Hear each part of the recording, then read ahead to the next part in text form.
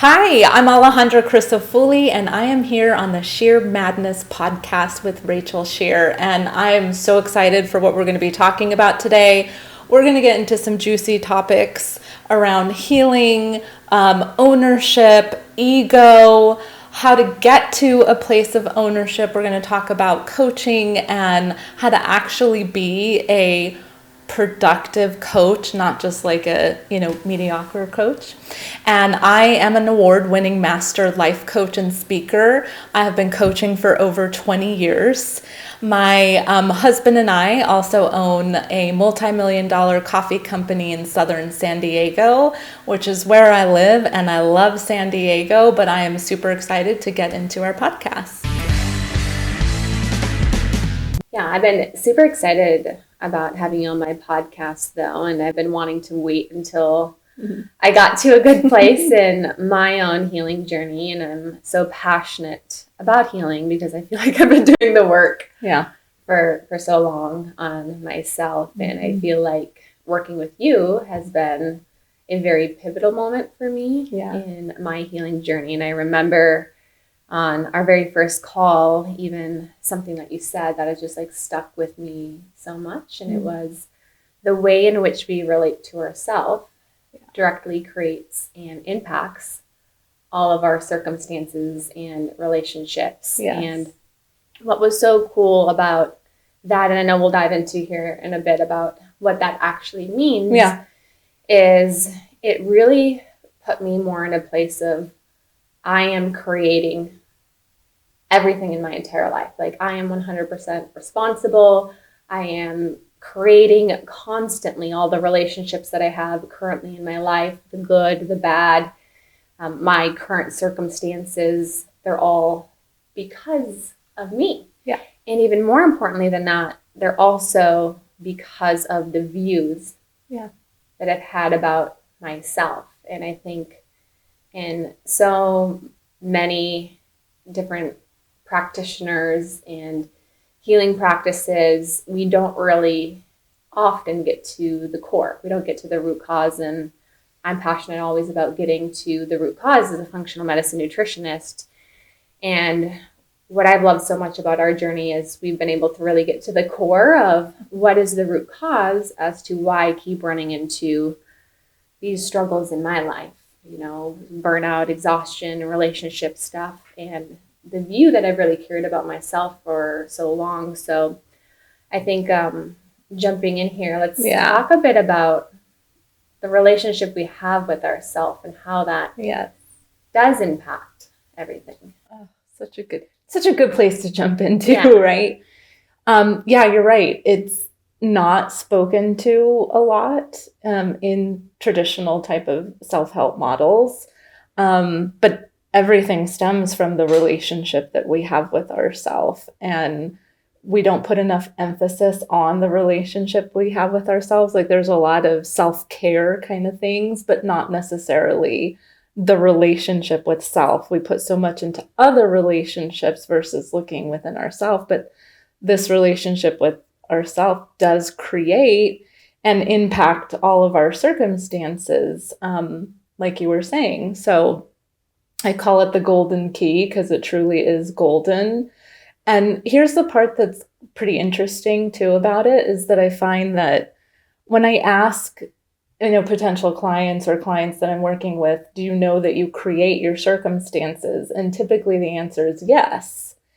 But then when we get deeper to the core part of okay, how do you create your circumstances though? People struggle with answering that. Usually it's like, oh gosh, I don't know. Or they just answer one piece of it, which is more of like a thought kind of coaching mentality of, I don't have control over what happens, but I have control over how I respond to what happens. Yeah.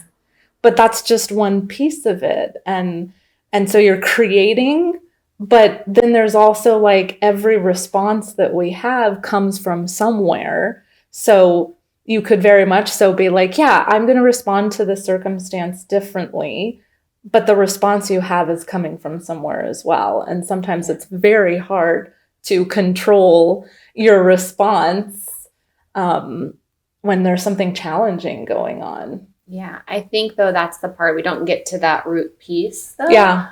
Like we're like, I'm going to control how I'm going to respond in these different circumstances. I realize that I am the creator of my life. I'm in control of all of these things, and I can take control of my own actions. But also, we don't think about the way we're viewing ourselves. Yeah. Right? Very, very often. And we keep running into, I think for me, like periods of definitely burnout for sure in my life, but also periods of fear quite a bit with speaking. And I talk quite a bit on my podcast about like how speaking has been something that I felt like I kept running up against and struggling. And, you know, and I could try to control so much of my responses, but what I couldn't control and where I didn't have full understanding of was the view I really had of myself. So let's talk a little bit about, you know, what that is, because I know that really gets deeper into like the ego work. And I think that's what I've also really enjoyed about working with you is it's been a lot more on the ego work. And when we went into that, it was like, okay.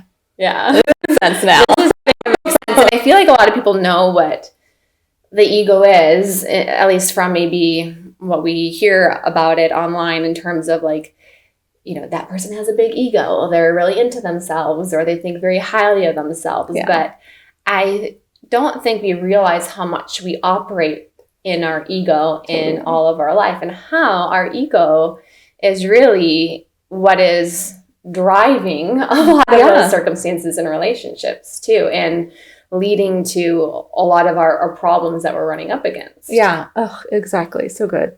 That more, again, traditional like definition that you were saying about ego, I look at, that's like more egotistical, but ego is something very different. And we all have one, even the most, you know, shy, like super sweet, humble person still has an ego, because it really has nothing to do with personality. Like, yes, it does a little bit based on those views. But here's how we look at ego in the work that we do is edging God out. So it's this whole, you know, acronym of really looking at ego of we tend to separate ourselves from our greater power. And there's these two parts of us. There's the human, and then there's the being. And the being is our spirit, and the human is like everything physical. It's the soul and the body. And so just like big picture here, so we can bring it down into that more core place. The soul is our mind, it's our will, it's our emotions, personality, ambitions, behaviors, beliefs, like all that stuff. And ego is a huge part of what drives all of those things, how we think about things, the ways that we behave, the beliefs that we take on, the way that we communicate and interact with others. And so ego plays a major part in that. And all those things end up edging God out, that spirit part of us that's in that innermost essence of who we are. And so throughout life, especially at young age, we have certain experiences that we attach like certain meanings to or views of ourselves based upon what happens.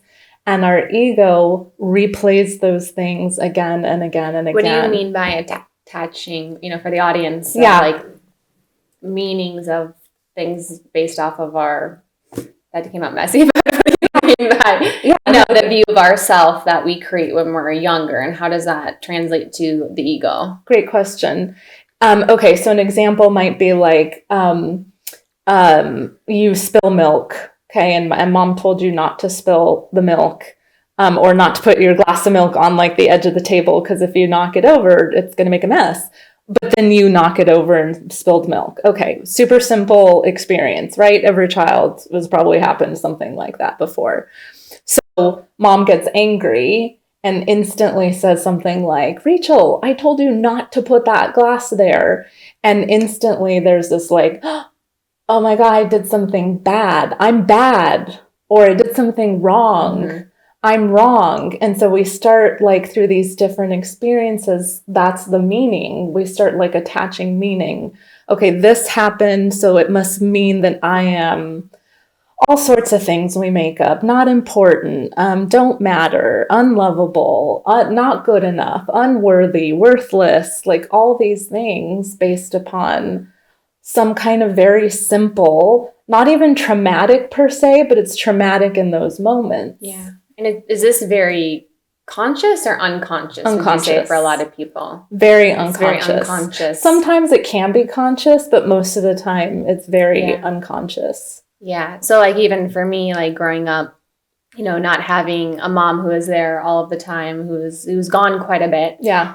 You know, some of the things that we dove into is like I created the meaning when I was younger that, you know, I didn't have any worth, that there was something wrong with me as to why my mom wasn't there. And some of the things that we dove into was, you know, that was the meaning I created, right? It wasn't a conscious thought process.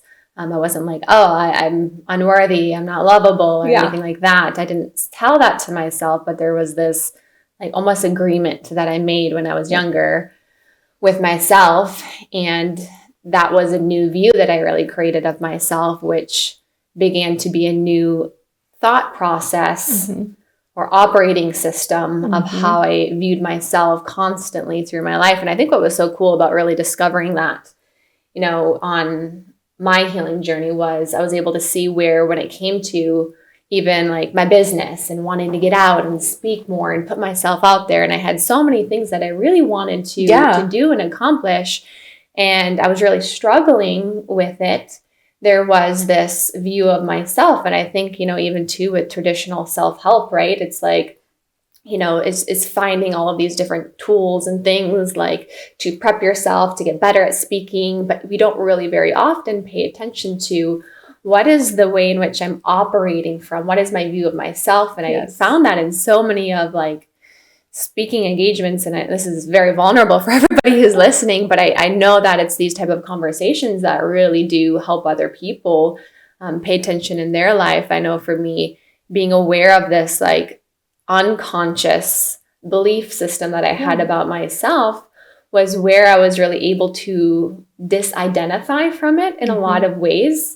You know, and get rid of a lot of my fear of public speaking. And not that it's like fully gone or anything like that, but just to understand of like, oh, I'm operating from this place from having a belief of, you know, I'm not good enough, I'm not lovable, based off of the things that happened in my life. But I created that meaning, and that is how it is impacting my circumstances, is impacting my business and my ambition. And it's also part of why, you know, sometimes I get burnout, because I'm also trying to push myself to these higher levels, or sometimes push myself beyond what, I guess a way to put it, beyond what, you know, maybe physically is like the best thing for me in that time, coming from still that view of self. And so I think it's healing that deep-rooted part of us, the view of self, the relationship we have with ourselves, which we did so much work on, where we can then start to create a new view of self in a lot of ways. And that is how we can really start to create different circumstances. Exactly. Yeah. It's there's like two parts to it. There's the create, and then there's the impact. And so like using that example, one of the things that I remember we really worked on and uncovered was early on around not having a voice, or feeling like you didn't have a voice, right? And so, of course, if you're publicly speaking as an adult, yet as a child, you didn't feel like you had a voice. And then that was like a view that other views got attached to, like who's going to listen to me then? And what do I have to say? Or who am I kind of thing? Or feeling like a fraud of some sort. And I see that a lot, that not having a voice part. And we all have a beautiful message to share, and people need to hear it. So it's like you had all these beautiful tools from before too, because you're just innately an intelligent woman, but you also know that like you want to be better at what you do and overcome fear and all of that jazz. But there's only so many tools that will take you to a certain degree. And I think uncovering like that not having a voice and the worthless that was there and healing that, it's not like the view of ourselves changes when you have healing. It gives the illusion of change because there's no longer that agreement or attachment to it being something bad or wrong or awful or you shouldn't have, or really your ego telling you this is bad or wrong. It's like you're taking ownership of that view and it like neutralizes all of that. Yeah. I think one of the most powerful things that I was able to do on my healing journey was really being able to disidentify with the ways in which I was relating to myself, which was operating from a place of, I don't have a voice. People don't want to hear what I have to say, or I'm unlovable. And when I was able to identify that core root view of self, but then be able to disidentify from it and know that it is not me, that this is just the ego that was really coming in, which I believe the ego, which just like you said, is the view we have of ourselves. It's the view we have of other people. It's really actually the judgment we have of ourselves. Oh, yeah. So it's the judger. It's judging ourselves, it's judging other people. Yep. And it's also putting our sense of worth in everything outside of us. It's putting our worth in our accomplishments, our body, and all of these things. And that's why I think we constantly are operating from this place of the ego. So healing at the core, which I love what you talk about, is really peeling back that human part, which is peeling back the ego and revealing the true authentic self. Yes. And the true authentic self doesn't have to try to prove anything. And we're just fully present in our life. Yes. Oh, so good. Exactly.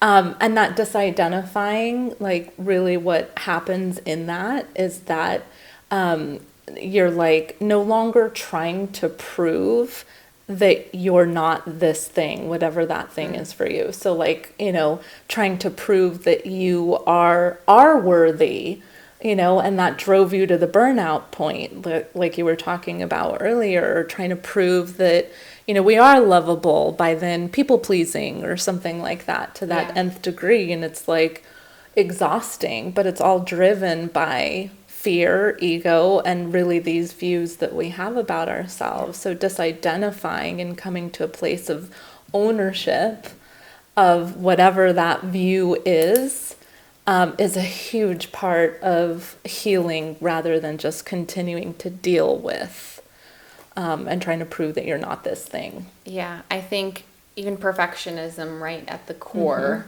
because I didn't understand that. And very often we even use the term perfectionism, like almost from a pride place, like, I'm a perfectionist. Right? But very often it's a running away. We're running away and we're trying to prove our worthiness in all of these things. You can be a perfectionist with your body, so you're trying to prove your sense of worth, and there's actually this underlying belief of I don't have worth, for entrepreneurs too. Like I see this quite a bit, operating from the place of trying to hustle for their worthiness and putting their worth in everything that's outside of them, with how much money they're making, with their achievements, impact, right? Yeah. Impact and all of these things, which although they may be praised, often I think that's what's also difficult is the body is so easily praised, right? The accomplishments and how much money we make. And there's nothing wrong with wanting all of these things, but I think the problem really comes in from where we put our worth in these things and we put the achievement and the accumulation of these things as the main determinant of our sense of wholeness and worth. Yeah. And that's really the part that we're healing. Exactly. Yeah. I mean, well said. That was beautiful. Yeah. So ownership, though, I want to talk about ownership because I think one important piece I would love everybody to walk away with as they're listening to this podcast is how they can take more ownership in their healing and ultimately their life. Yeah. Ownership is an interesting thing because it's one of those things that you can be like, yeah, I own it. But do you really? Especially because we're talking about unconscious things. And typically we're also talking about things that can be very painful, connected to painful situations from your past that you did attach meaning to. that you're trying to prove or gain praise or attention or validation from, kind of thing. So ownership can be tricky to get to when you're not going through the proper stages or steps to get to ownership. So like we learned, I shared with you the healing formula. And that healing formula ends in ownership. So all healing ends with ownership. That's the key, is like when you are truly healing, you've got that ownership place. So it's like we have to talk about healing and ownership together, because they do go hand in hand. Otherwise, it just ends up being like, yeah, I own it. But then something will come up that you're like triggered or hijacked into something, and you're right back to where you were before. I've used the analogy before of like what ownership looks like. Maybe we could talk about that aspect of it, because I think this will be like, it's good to know what it looks like. So I have this cigarette burn on my arm. I can show it to you now, but in high school, I had a boyfriend who put out his cigarette on my arm. And when it first happened, it hurt so bad. I mean, emotionally, physically, all of it, right? And so if I had like hit it, smacked it, or poked it, it really hurt. If someone else had hit it, smacked it, or poked it, it hurt really bad. But through healing, layer by layer by layer, in the proper healing, it's now become a scar. So it's like it's still there. But now if I hit it, smack it, poke it, like it's fine. There's no pain. If someone else hits it, smacks it, or pokes it, there's no pain. Yeah. And so that's what ownership is really, truly. It's like we can have these scars. They don't go away. But when there's been proper healing, no pain is caused. Someone could say something to you that normally would have caused you to like get triggered. Yeah, go into like a full tailspin, panic attack, like whatever for you, and it not be there. Or you could do something and normally you might have been like, God, that was so stupid. Why did I do that? And like berating and judging yourself. And you're kind of just like, I feel like I should be upset, but I'm not. Yeah. Yeah. I think that's a lot of us, too. And that's why I think it's interesting the way you talk about ownership, for sure. I have never heard it in that way of like, often I think we think of ownership as this is mine, I need to fix it, kind of stuff like that. But talking about it in terms of, okay, I can really hold space for this, but not feel any of the pain, like what you said, not feel a triggering. I feel like a lot of people relate to that. It's like the lack of the triggering, it's the raise, the having to attack ourselves in a negative way, because that happens. How many times for you guys have you had something happen in your life, you're like, oh my gosh, I'm so stupid, I shouldn't have said that, I was an idiot. And we start having such negative self-talk, and I think so many of us have this negative self-talk. So parting the healing is, we can be able to have things that happened in our life and do things, but it not cause a raise inside of us overall. So it's more so just holding space for it to be there, that say, hey, this happened, just like the scar that you have there, but there's no longer a pain there. It's more neutral at that point. Neutral, great word for it, yes. Yeah. And I think that's that part of like what's so different about this work that I do, and that you got to experience that 180, part of it is that, somebody hearing this like outside of the context of what we're talking about, of like owning that you're worthless or unlovable, would be like, what? No, you're supposed to like think positively and not believe that and get rid of it and overcome it.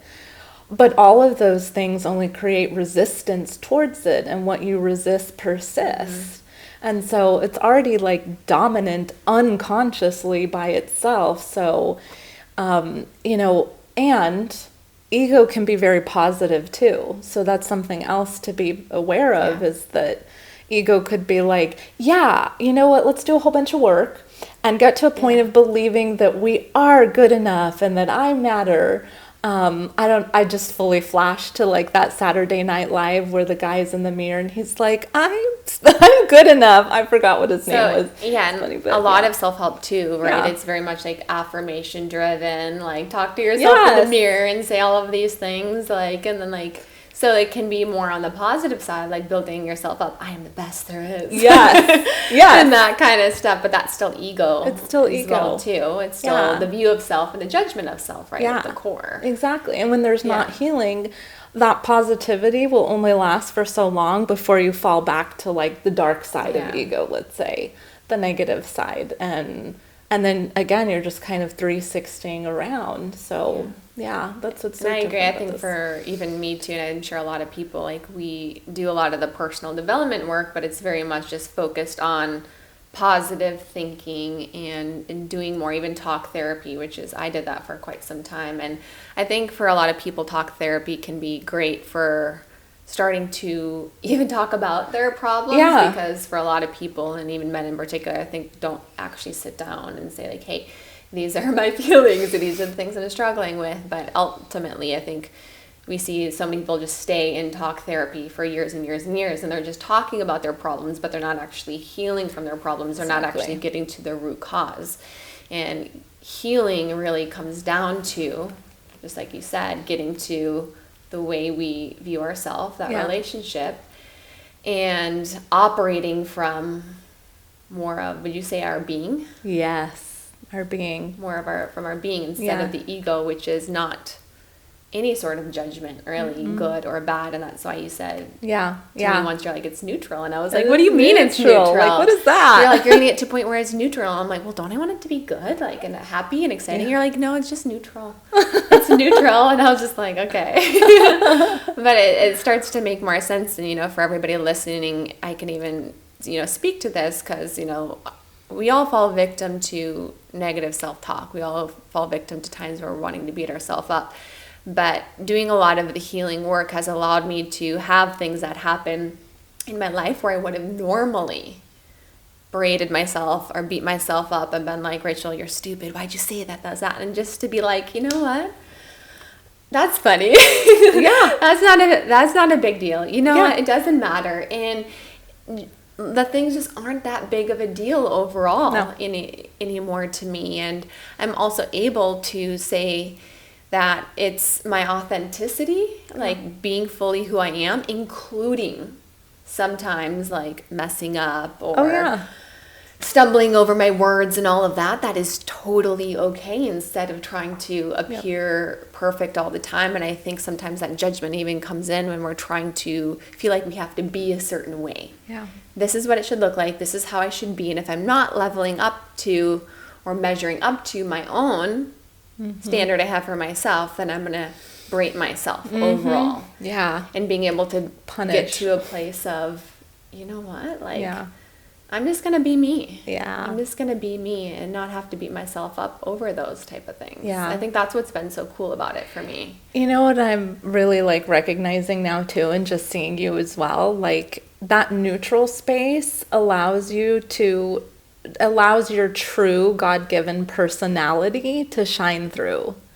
And that isn't always like your personality isn't necessarily like, I'm positive sunshine all the time. Your personality is fun and it's like goofy and, but like driven and can be very, focused. But that neutral state, when we've had healing and gotten to that ownership place, it's like what really being authentic is when your true personality that has nothing to do with judgment or ego or anything like that. It's just your being.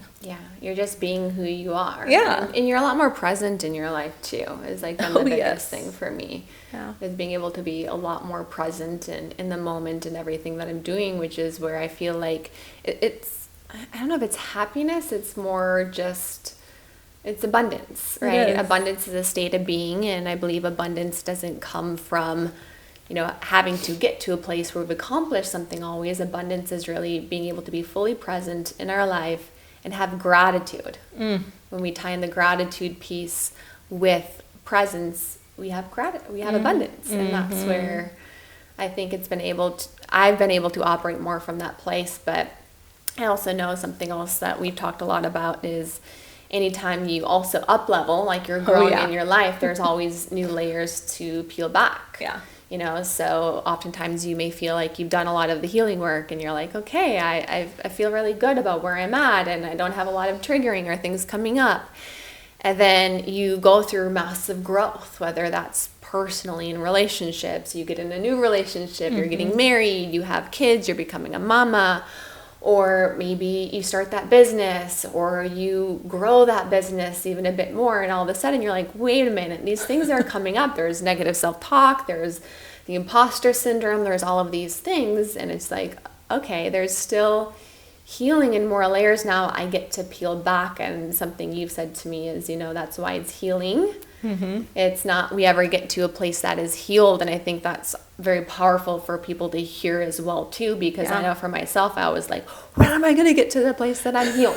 When am I just going to be healed? I'm tired Aren't of I this done overall. yet? And you were like, excuse me, Rachel, you're not going to ever get to the place that you're healed. I bet you loved hearing that. I was like, what do you mean?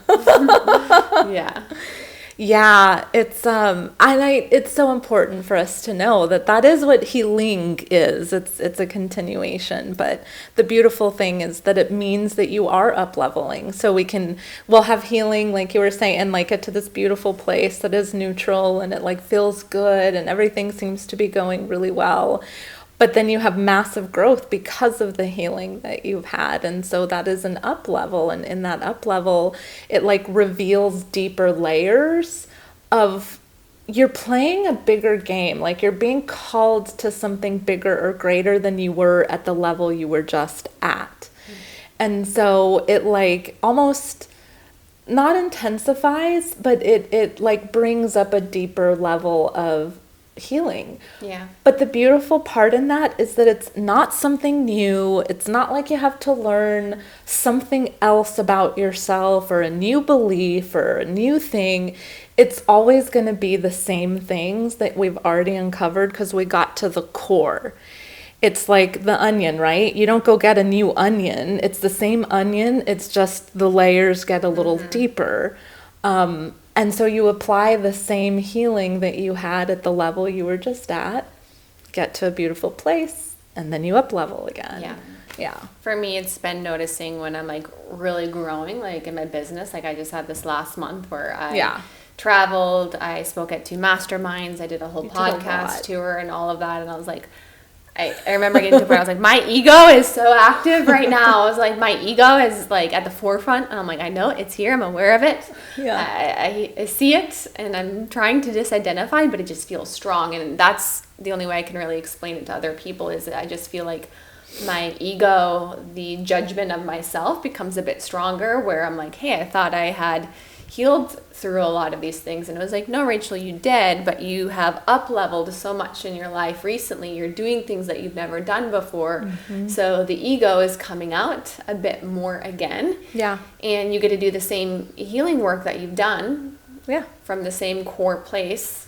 Yeah. Really healing that part and doing the work, being able to disidentify, and that part becomes neutral. Yep. And then we get to do that every time we grow. So it's so much fun. I mean, ego's job is to protect us. Yeah. Like, that's its job. Like, let's keep you safe. Like, that's its job kind of thing, if you look at it from that very simple perspective. And so every time you up level, it's like, this is not safe.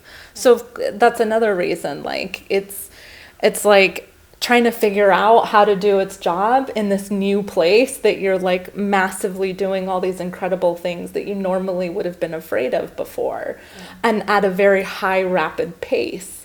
And so it's kind of like that ego goes a little bit like I can't protect you here, I can't keep you safe here, so let's revert back to these things that I know cause you to stop and not do those things, because over here, I know how to do this. That's like the whole known part of it.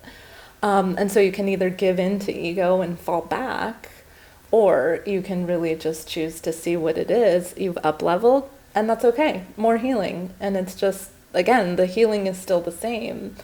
Yeah. I think what's been really powerful for me in those circumstances has been able to reframe it when I'm noticing a lot of those things coming up and being like, I am up leveling here in my life right now, which is a good thing. Yeah. So my ego's coming up a bit more because I am growing so much and I'm reaching new levels of the things that I want to do. And I know in order for me to carry out God's purpose for my life, that there's a call to action here of the person that I actually need to become in the process, right? And that healing is really a gift that we get. Yes. So we can carry out that purpose, but we don't just step into it. We go through our own inner transformation to be able to do that kind of work. Yeah. And for me, that's been so transformational and reframing a lot of that. And I think, sometimes when we're going through it, we're like, why is this happening? Why me? But really being able to look and say, this is a good thing that this is happening,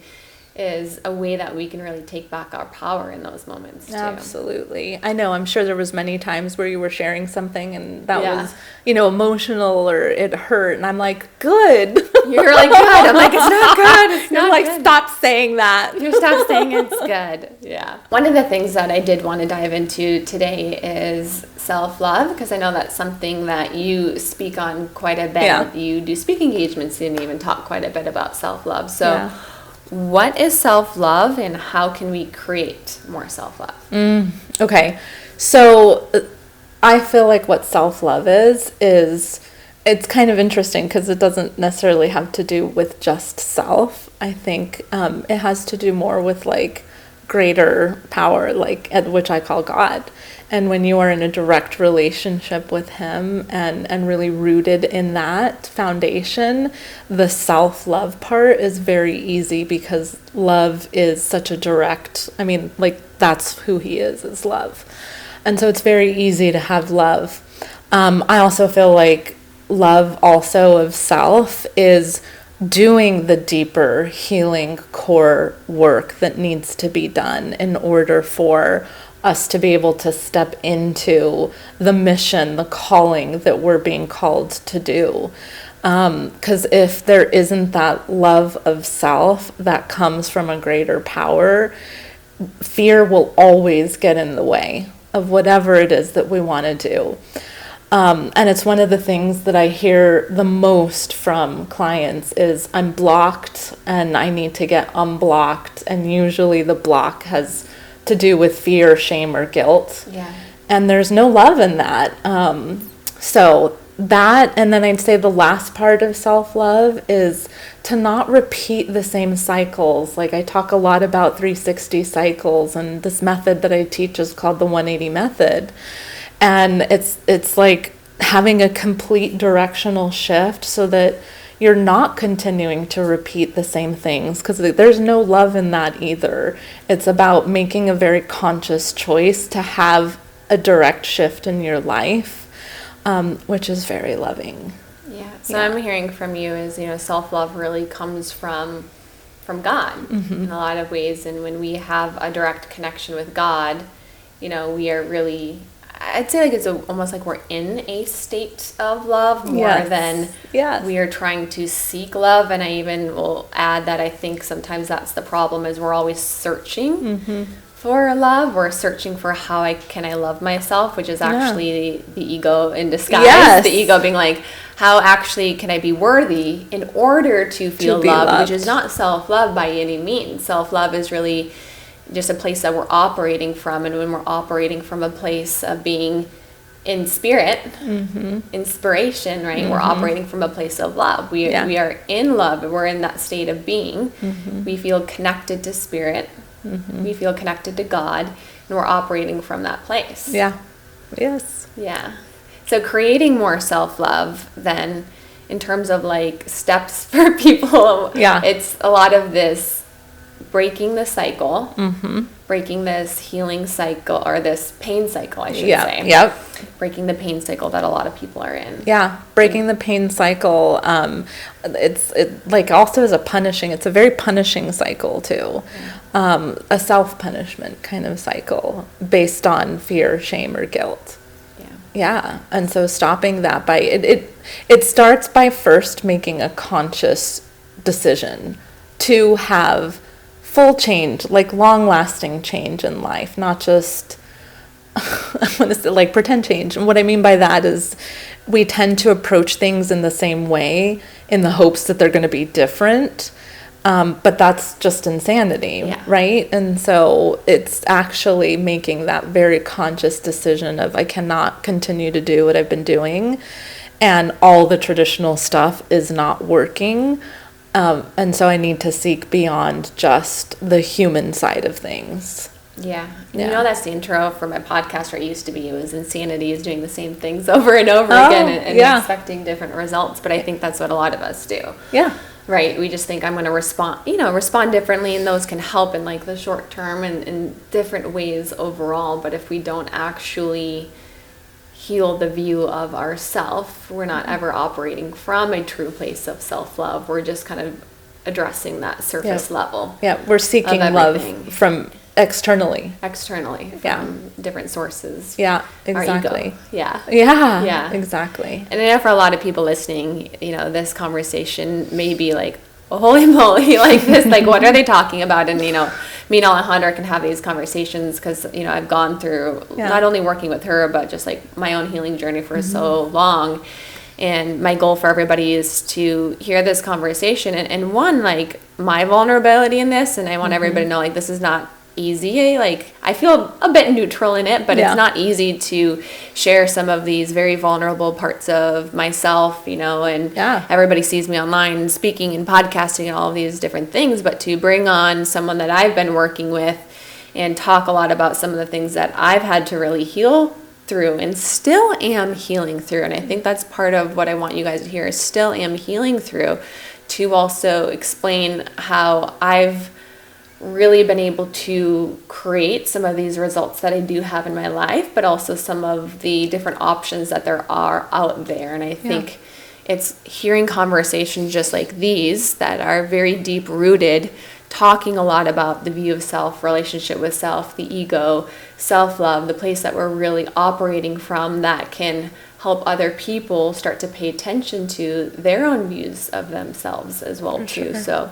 that is really my hope for everybody who's listening today and hearing my own story and doing a lot of this deep healing work and really encouraging all of you to also do a lot of this healing work. And it's not always too, I'll say, like necessarily because you have like bad things that are happening in your life. Like for me even too, I constantly am doing a lot of this deep healing work because I have such big goals and dreams for myself. And I know that if I don't constantly heal some of these deep parts of myself, the views of myself, as I'm continuing to grow and reach new places in my life with my business and relationships and the things that I want for myself, that I'm going to keep running up against roadblocks. So it's actually an investment into myself and my dreams, but being able to really continue to grow the way I want to grow in a lot of ways. So it's actually so crucial for, especially if you're an entrepreneur, especially if you're somebody who's driven. And I know so many of you guys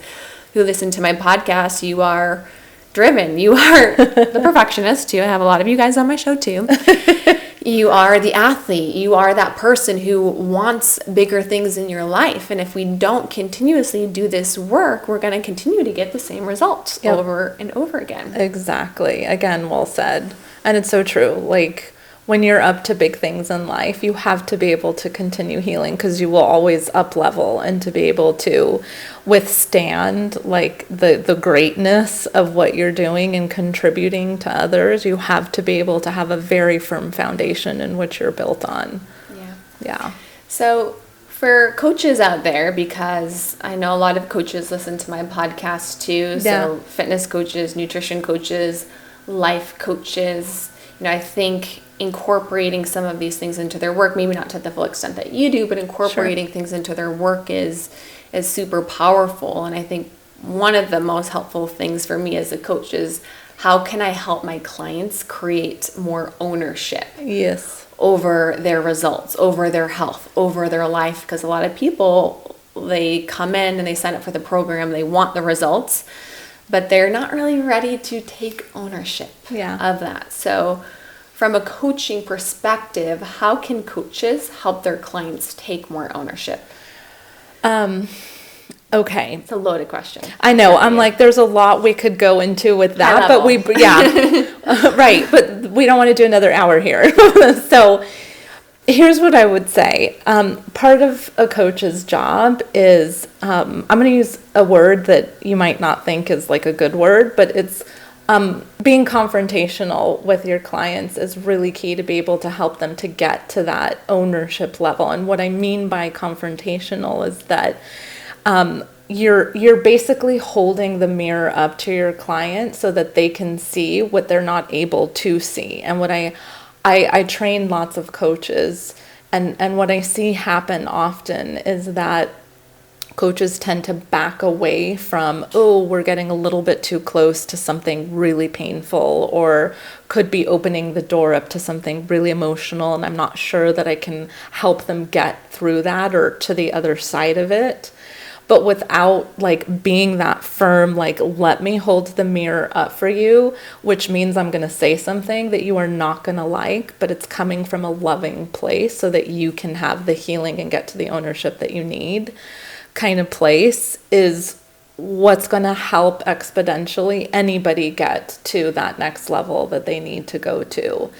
I recently had someone say, like, you're a little harsh, but I do it in a very loving, kind way. And I say things of like, hold on a second. Like, I will tell clients that they're liars.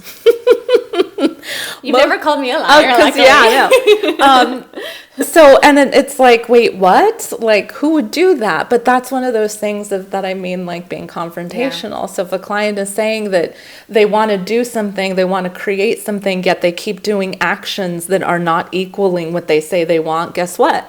They're lying. They're being liars. And so it's kind of like, I have to hold you to the fire, so to speak, so that we can get to that ownership place and they can start to see, oh my gosh, you're right. I hadn't seen that before. Okay, now there's an opening. I always look at how can I hold the mirror up to create openness and willingness. That's the key of all coaching, is being able to have your client be open and willing to go to the places we need to go. Yeah.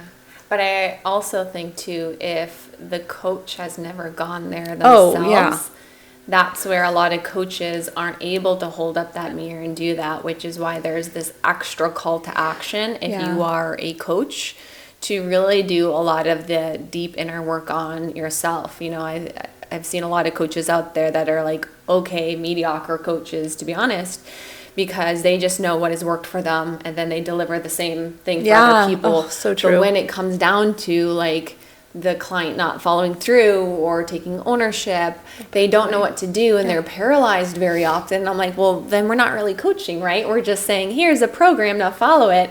And then when people are running up against their own core issues, we can't actually create that confrontation. So if you're a coach out there listening, there is an extra call to action for you to do the work on yourself, to do a lot of the deep healing, because you can't possibly coach other people and help other people with some of these things if you haven't gone there yourself. Oh, yeah. So it's you first and foremost. If you want to be the best coach, you want to be the great coach, not a mediocre, okay coach, not a good coach, but a great coach. Relentlessly work on yourself. Relentlessly do a lot of the deep healing work. I'm able to be a great coach now because I've done so much of this work on myself. So I can go there because I can relate to people from the place that they're relating to themselves from, and know exactly that operating system that they're coming from, and being able to ask them the right questions in a very loving but confrontational way. Exactly. As well too. Exactly. Well, and it brings us back to like where we started, kind of full circle, a 360 in a good way. Yes. Around you create your circumstances through your relationship with yourself and the view that you have of you. So if you haven't done that healing work within yourself, you create your circumstance. It's going to be very hard to hold someone else to that same standard. Yeah. And if you are a coach out there, we are actually launching the Rachel Scheer Functional Nutrition Certification. So we have Tier 1 that is just on functional nutrition, and then we have Tier 2 that is on functional medicine nutrition with all of the lab testing side. But I am bringing in Alejandra to teach a 3-month course specifically on everything we talked about today, talking about how can you help your clients take more ownership in their life? How can you actually help them create change, not just deliver a program? Like, I'm very tactical. I'm like, do this functional protocol, gut health, hormones, all of that. But what we're talking about today is what is really missing a lot in the coaching field, in my opinion. It's helping other people take ownership. It doesn't always mean you're making them talk to their inner child or doing anything like that, but it's helping your clients take ownership. It's being confrontational and being able to go to those deeper places with them and really call them forward in this beautiful way. So I'm super excited to have you on board for that too. So if you are a coach, stay tuned for the functional nutrition certification, and then Alejandra offering the life coaching certification portion. But also, if you're somebody who wants to work with Alejandra one-on-one, I can only attest to how incredible she's been in my life and my healing journey. And where can people find more about working with you? Yeah, so you can find me on Instagram or YouTube. I'm under the Baller Coach. Baller Coach. The Baller Coach. Yeah, the baller Coach. I am a baller. This has been such an awesome podcast. It really has. It's been amazing. Is there anything you want to add to the listeners that I didn't get to? Oh my goodness. I think we covered a lot. Some pretty good we juicy covered things. A lot here. Yeah. So everybody go check out Alejandra. We'll put all of her information in the show notes, so you can check out her website, her on social media. We'll put some information there about the RSN Functional Nutrition Certification, along with Alejandra's Life Coaching Edition in there. And I hope you guys enjoyed today's episode. Alejandra, it's been amazing. Thank you for coming on. I love you so much. Appreciate it. I love you.